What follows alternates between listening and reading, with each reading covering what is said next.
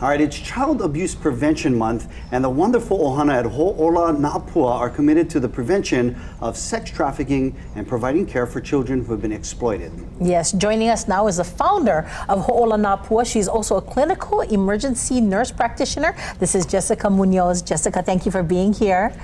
And she is joined by our Business Education and Development Manager. This is Andrew Aguirre. Thank you so much for being here. We realize this is a tough topic, but I think it's a very important one that we've been able to share this month, especially this month.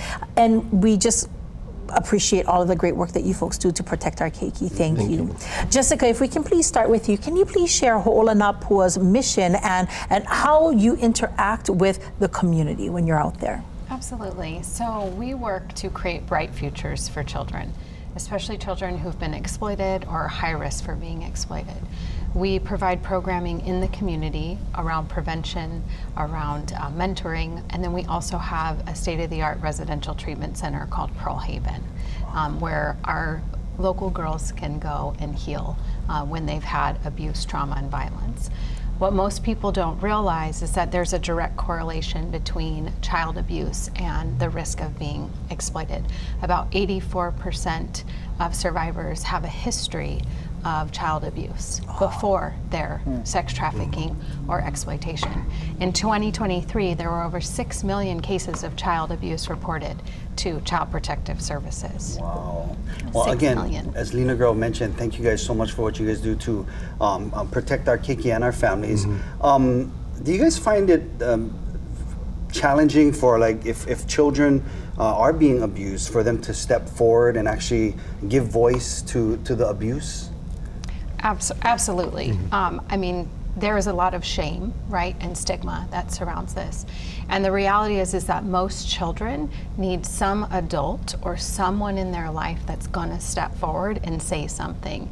And so I always challenge people that if you say something, you could save a life.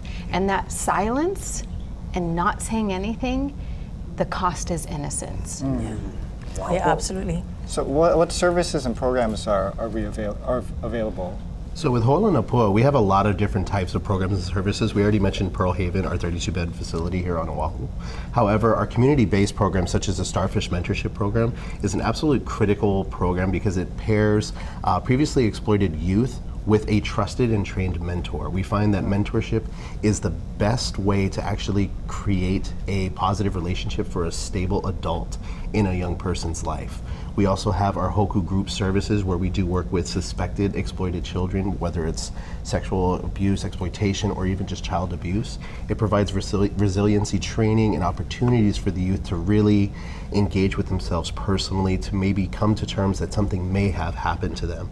But then ultimately, our education and awareness programs is where we go and educate the community, businesses, law enforcement about what the issue is. Because just since 2021, we've had nearly 10,000 reported cases of child abuse here in Hawaii. Wow. In Hawaii? In Hawaii. Oh, man. And nearly 50% of those will, as Jessica said, be some type of sexual exploitation. This is our youth in our community. This isn't just a number from anywhere, the continent, from the continent, from anywhere. No, those numbers are Hawaii, and that's where our focus is. So we can make sure that, you hear that term, say something, if you see something, say something, but there's so many people that don't understand what it is, or they're afraid. Or what they're seeing. Exactly, Right. So we try to teach them what they're seeing, so they feel confident to be that trusted adult to make the phone call. Because while most abuse does happen within the familial family, the reports do not. So it's about that one moment of doubt where you saw something that just did not seem right. That call can make the difference in a child's life. And when you say that call, I'm so sorry, and I apologize for seeming like dumb about this, but when you're saying making that call, who are they calling? So there's a lot of different numbers, and Jesse can jump in on here too, but we have Child Protective Services, Child Welfare Services. When it comes to trafficking or exploitation, HSI has a great human trafficking report and tip line. Got it. But any teacher, anyone that works with youth, they're mandated reporters. They have a policy and procedure and they understand. But I think the community as a whole needs to understand that they too can be a reporter to save a child's life. Absolutely. It's better to be wrong and then just the child goes about living their day, versus you were right and then you save that child's life. I love that call to action. It's our Kuleana have not to. just Hōʻola Nā Pua's Kuleana, but all of our Kuleana to protect our Keiki. And we thank you guys so much again for everything that you guys are doing to do that for our community. All right, Jessica and Andrew, thank you guys so much, and we appreciate it. We're going to take a quick break.